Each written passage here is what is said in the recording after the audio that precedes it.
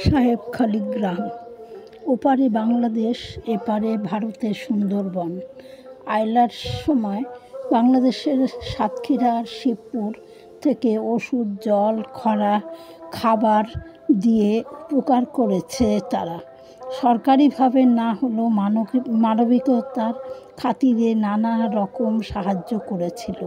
দুই পাশে দুটি পুকুর, মধ্যেখানে রাস্তা, সব সরু